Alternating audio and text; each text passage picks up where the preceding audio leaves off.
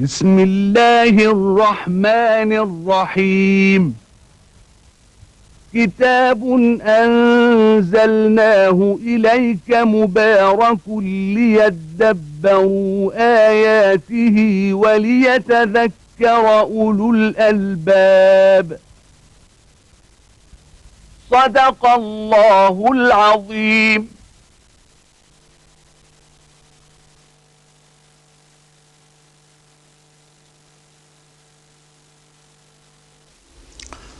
الحمد لله رب العالمين، والصلاة والسلام على المبعوث رحمة للعالمين سيدنا ونبينا محمد وعلى آله وأصحابه ومن اهتدى بهداه وعمل بالسنة ليوم الدين.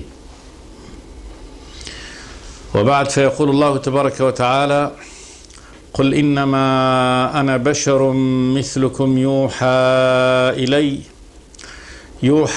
إلي أنما إلهكم إله واحد فاستقيموا إليه واستغفروه وويل للمشركين الذين لا يؤتون الزكاة وهم بالآخرة هم كافرون.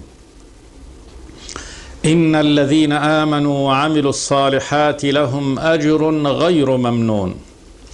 قل أئنكم لتكفرون بالذي خلق الأرض في يومين وتجعلون له أندادا ذلك رب العالمين. وجعل فيها رواسي من فوقها وبارك فيها وقدر فيها أقواتها في 4 أيام سواء للسائلين، ثم استوى إلى السماء وهي دخان فقال لها وللأرض ائتيا طوعا أو كرها قالتا أتينا طائعين. فقضاهن 7 سماوات في يومين وأوحى في كل سماء أمرها وزينا السماء الدنيا بمصابيح وحفظا ذلك تقدير العزيز العليم. فإن أعرضوا فقل أنذرتكم صاعقة مثل صاعقة عاد وثمود.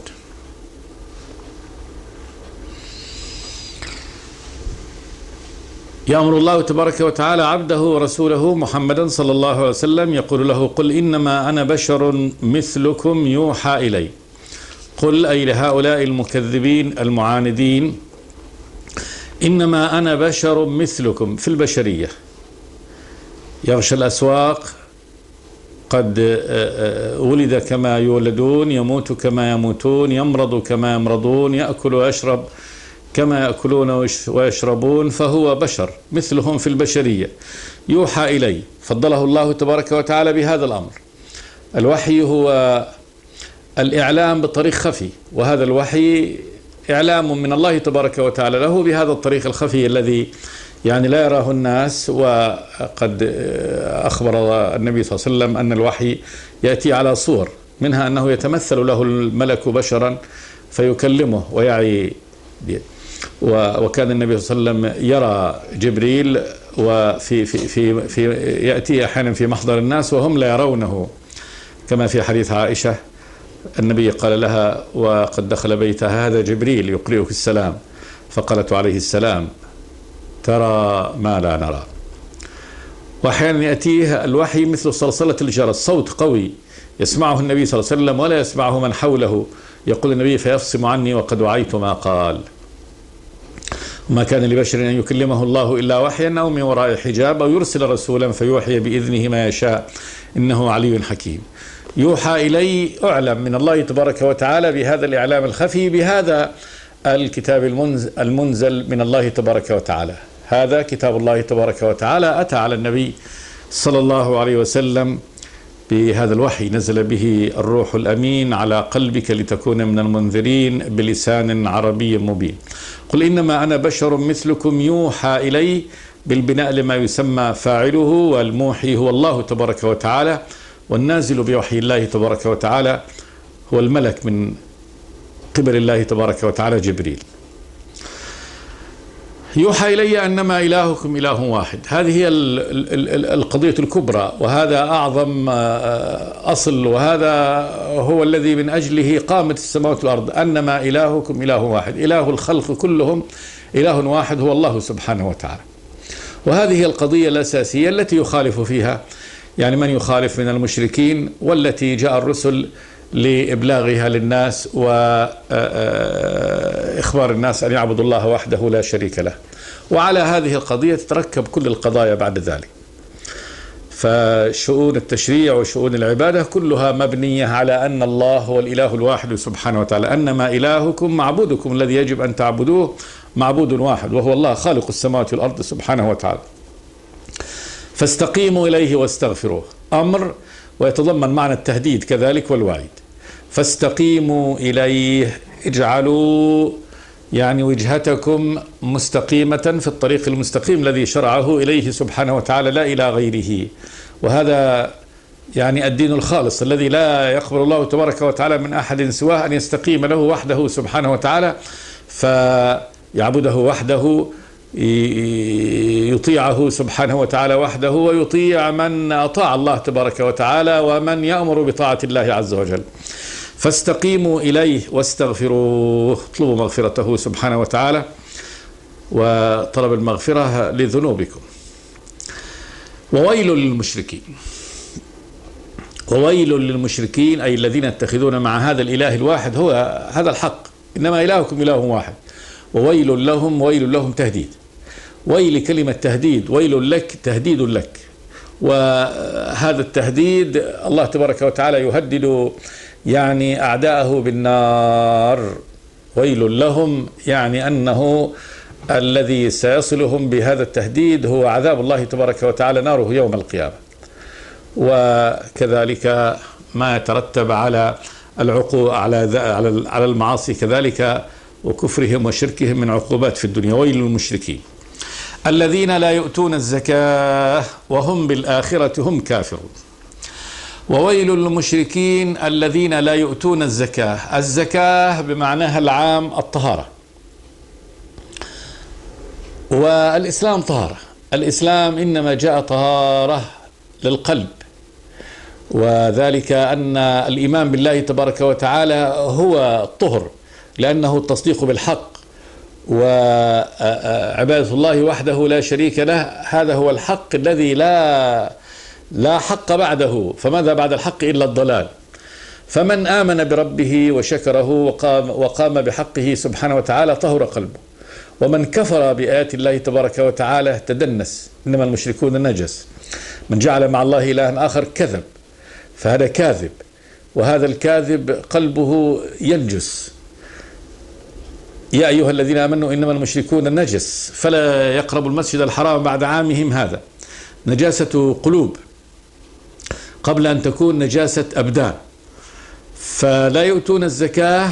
الدين زكاة، الدين الذي بعث الله تبارك وتعالى به الرسل هو دين الطهر ودين النقاء، ودين زكاة أيضا بدءا بعبادة الله وحده لا شريك له، ونهاية بالتخلق بكل الأخلاق الفاضلة.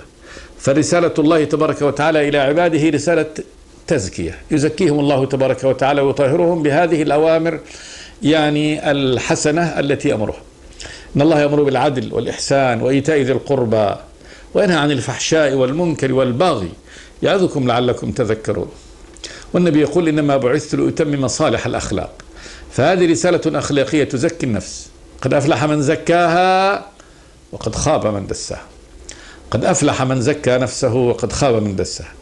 فهؤلاء لا يتزكون، هؤلاء المشركين لا يؤتون الزكاة، الزكاة التي يعني أبانها الله تبارك وتعالى للعباد ليتطهروا بها، وهي أن يعرفوا ربهم سبحانه وتعالى ويوحدوه ويشكروه سبحانه وتعالى على إنعامه ويسيروا في طريقه ويتخلقوا بالأخلاق التي يحبها يعني من عباده سبحانه وتعالى. قد أفلح المؤمنون الذين هم في صلاتهم خاشعون والذين هم عن اللغو معرضون والذين هم للزكاة فاعلون والذين هم لفروجهم حافظون إلا على أزواجهم أو ما ملكت أيمانهم فإنهم غير ملومين فمن ابتغى وراء ذلك فأولئك هم العادون.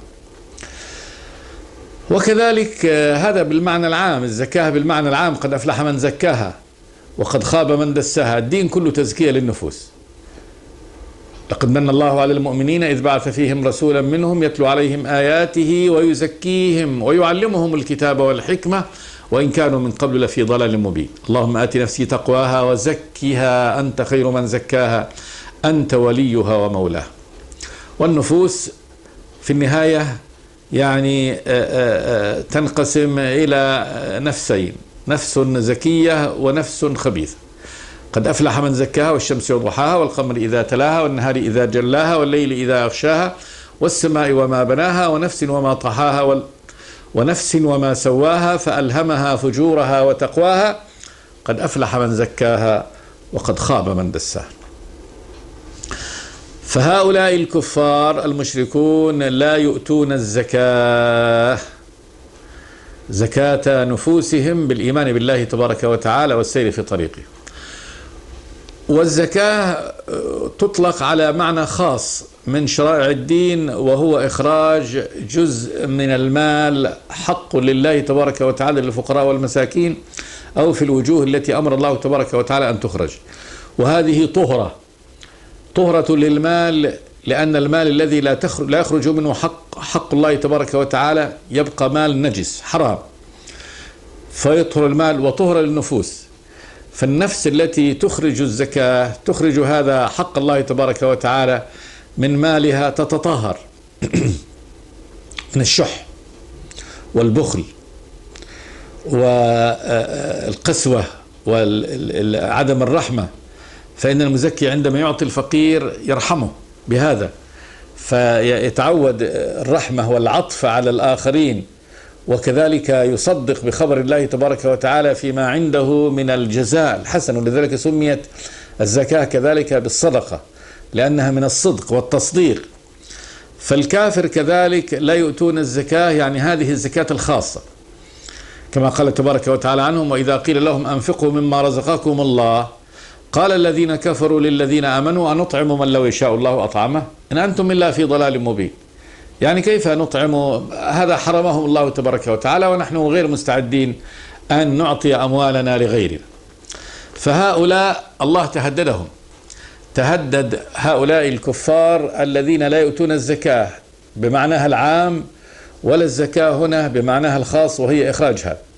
ولذلك جاء كثيرا ما يقترن يعني هذا بهذا يقترن الكفر بالقسوة والشدة على الفقراء والمساكين، كما قال تبارك وتعالى: أرأيت الذي يكذب بالدين فذلك الذي يدع اليتيم ولا يحض على طعام المسكين فويل للمصلين الذين هم عن صلاتهم ساهون الذين هم يراءون ويمنعون الماعون.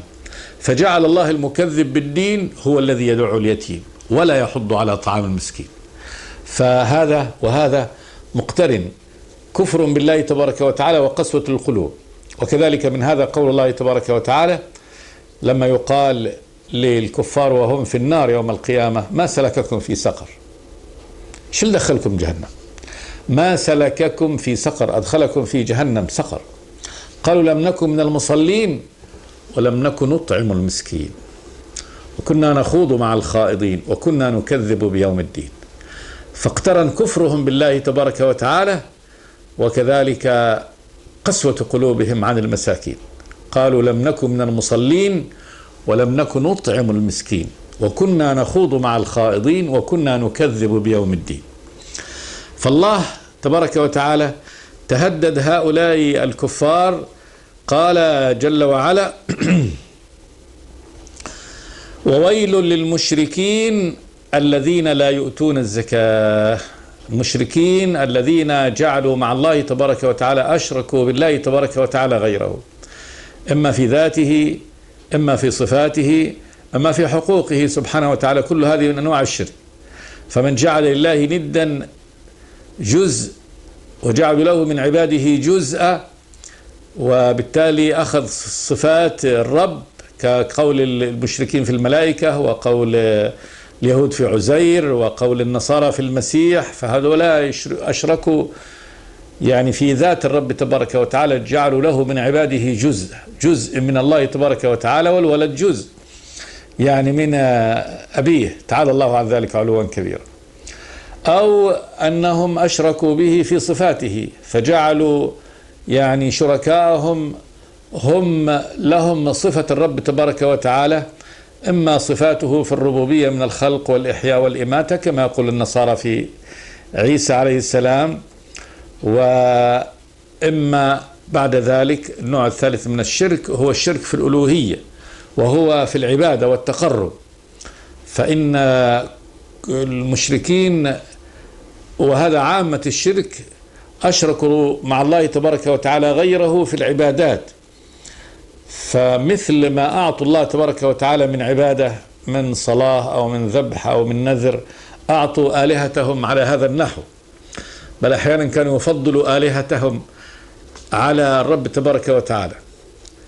وجعلوا الله مما ذرأ من الحرث والأنعام نصيبا فقالوا هذا لله بزعمهم وهذا لشركائنا، فما كان لشركائهم فلا يصل إلى الله، وما كان لله فهو يصل إلى شركائهم ساء ما يحكمون. فهذا الشرك في العبادة. فكل أنواع الشرك، وويل للمشركين بكل أنواع الشرك، الذين لا يؤتون الزكاة، لا يأتون تطهرا، لا يزكون أنفسهم بتوحيد الله تبارك وتعالى وعبادته وحده لا شريك له، وكذلك بامتثال أوامره التي هي زكاة النفوس، وكذلك ليست في قلوبهم رحمة للفقراء والمساكين، فلا يخرجون الزكاة لهؤلاء، لهذه الأصناف التي أمر الله تبارك وتعالى أن تخرج لها الزكاة. ثم وهم بالآخرة هم كافرون. ويل لهؤلاء الذين جمعوا الشرك وعدم إيتاء الزكاة وهم بالآخرة هم كافرون. وهذا كان شأن مشرك العرب، فإنهم كانوا بالآخرة مشركين جاحدين منكرين، بل ادارك علمهم في الآخرة بل هم في شك منها بل هم منها عمون.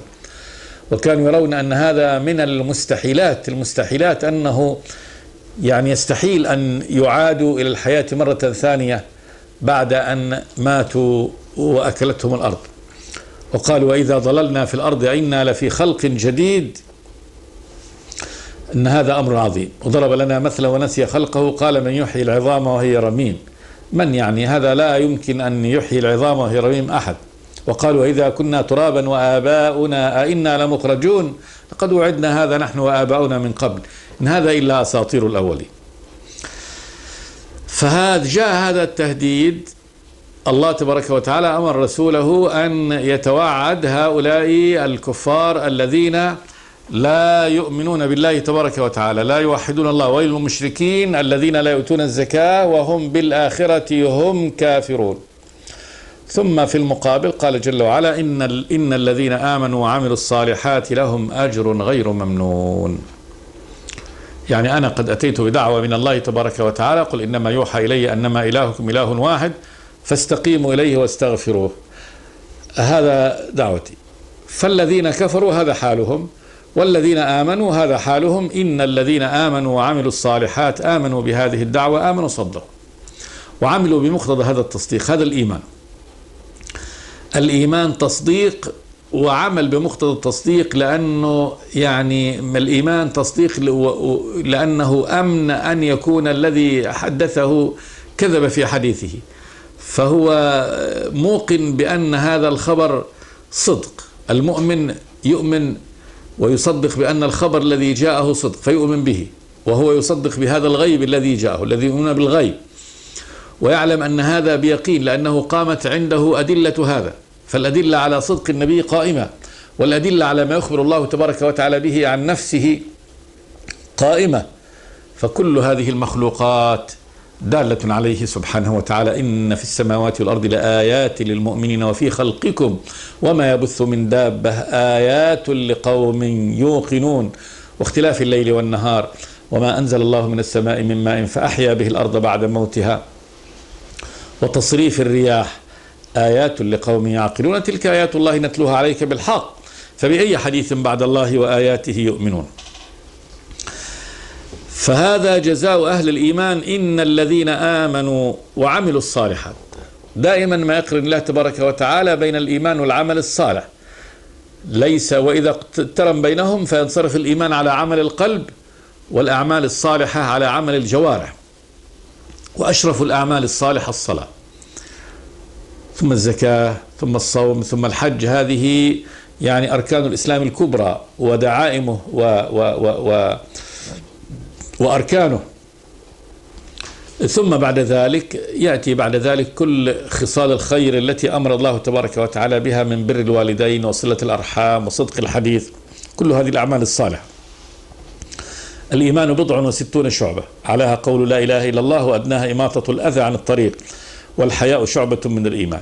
فهؤلاء الذين آمنوا بالله وعملوا الصالحات قال جل وعلا لهم أجر غير ممنون، لهم أجر عند الله، وهذا الأجر أخبر الله تبارك وتعالى بأنه الجنة، وعد الله تبارك وتعالى لهم، والأجر الذي يعطيهم إياه الجنة، ويتنازلوها على قدر عملهم الصالح، غير ممنون غير مقطوع، لا ينتهي، ليس له حد ووقت ينتهي فيه ويقال خلاص استوفيتم يعني أجركم وانتهى الأمر، لا، بل هو عطاء من الله تبارك وتعالى غير مجذوذ، والجذ القطع، فإنه أجر لا ينقطع أبدا، بل يبقوا خالدين، يبقى أهل الجنة في هذا الأجر، في الأجر الذي نالوه، وهو جنة الله تبارك وتعالى ورضوانه بقاء سرمديا لا ينقطع، ما له وقت أنه ينتهي فيه ويقال لهم قد استوفيتم حقكم